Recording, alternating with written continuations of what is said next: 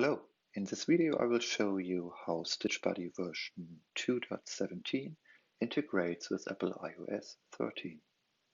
I'm Matthias, I'm the person behind StitchBuddy, which is a machine embroidery editor available for macOS and iOS. So let's assume you have received an email, and this email has an attachment with an embroidery design. With StitchBuddy 2.17 installed on your iPhone or iPad, you don't need to launch an additional app to know how this design looks like. You can just tap on the attachment and Quick Look is started, giving you an overview about the design, which you can zoom and scroll.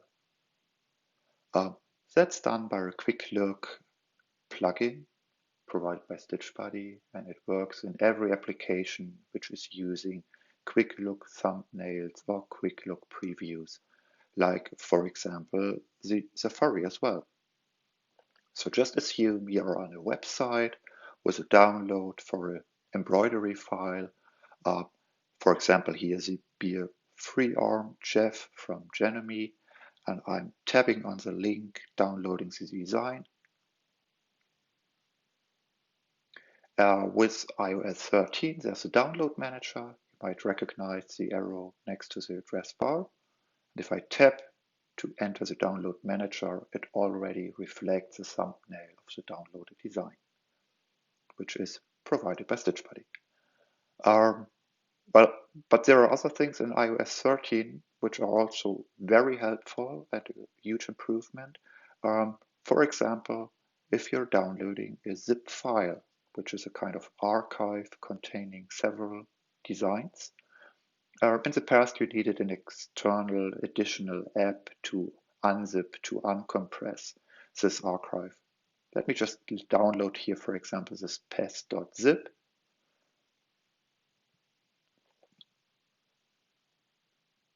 And again, I'm entering the download manager, and by tapping on the entry, I will go directly into Apple's Files app in my download folder. Here I am. And now you can directly in Files uncompress the zip file. That's not related to StitchBuddy. It's a function of iOS 13. So if I long tap on the pest.zip, I can use the uncompress menu item. And all content of the zip archive is now extracted into the pest folder. Here you see the designs, and all these previews, they are the designs which are displayed by StitchBuddy just as an integrated part here of files using Quick Look. Files can even more. If you look on the left side, you see different storage locations, and for example, there's my Dropbox. And so I can directly access my Dropbox folders from the Files app. And as StitchBuddy with version 2.17 is now supporting to open a design even outside of its app, Apple calls it open in place, I can directly edit this welcome Jeff here, even without downloading it first. So again, I'm just tapping on the design. StitchBuddy launches and asks me if I would like to copy this design into its own internal gallery, or if I would like to use the current location. I go with the first option. And now design is downloaded from Dropbox, directly opened in StitchBuddy. And I could do modifications here as well, save them back into Dropbox. Just one remark here, this works only with single files. So if you have a design which uses a third-party thread chart, there's a second file, the threads file, containing this information. It is not updated by open in place. That's a restriction Apple has put in place for enhanced security. So StitchBuddy is only able to access this one file there. It's a small limitation in my opinion. Opening directly in place is a huge improvement.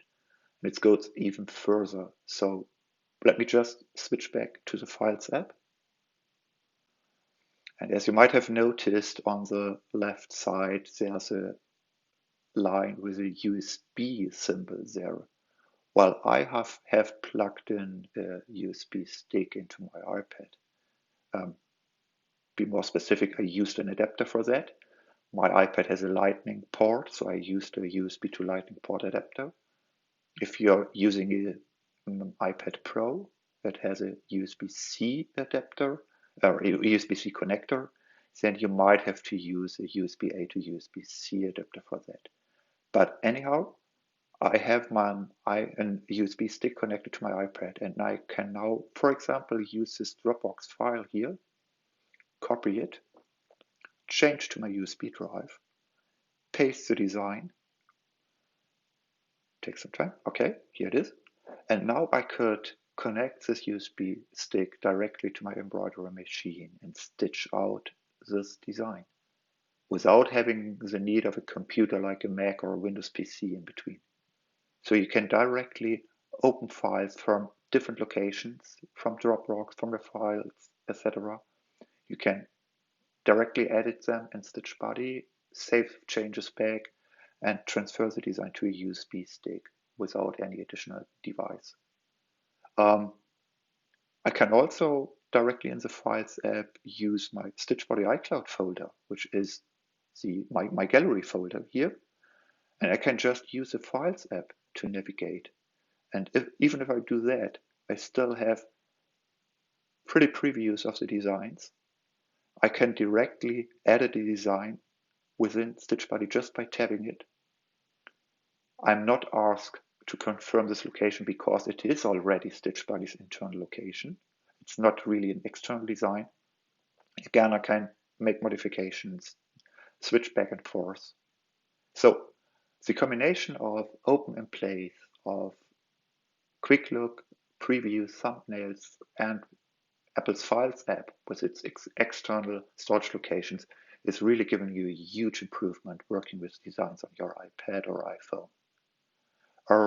With StitchBuddy version 2.17, there are some minor changes as well inside the app. A very small one is that you're now able to scroll with a single finger. That's only possible if the selection mode is not stitches in rectangle, because then the finger tab or the finger swipe is used to draw a rectangle around stitches to select them. But if you have any other selection mode active or none at all, you can just use one finger. Another improvement is that StitchBuddy now supports dark mode. So if I'm switching my device into dark mode, the colors in StitchBuddy are adjusted.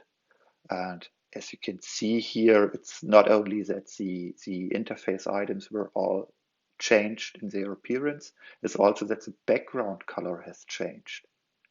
That's a tricky one, because normally if you select a background color, it's static. So if I would choose here the light gray, for example, it would always stay light gray in light and in dark mode.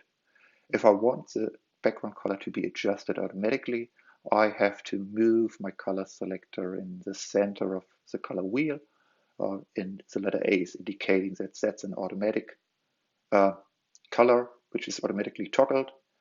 And then I have really this consistent experience in dark mode as well. And last but not least, I incorporated an additional hoop for Genevieve files. So just switching back to a Jeff file here, there is an additional hoop which was introduced by Jeremy some weeks ago. Just at the very bottom of the list, it's a Jeremy RE36B hoop. So that's only a small addition with StitchBuddy 2.17. This version is a free update for all users. If you are not already a StitchBuddy HD user, you can download it for free in Apple's App Store and can use it with all functionalities. The only limitation is that you can only save designs up to 1000 stitches. If you like StitchBuddy and want to overcome this limitation, there's an in-app purchase where you can just unlock this limitation. Here it's StitchBuddy Pro. So download StitchBuddy HD if you don't have yet. Update your version if you have. Share your experiences with your peers or by word of mouth, and don't be shy to give me feedback. And so I'm now closing the session, and have a great day.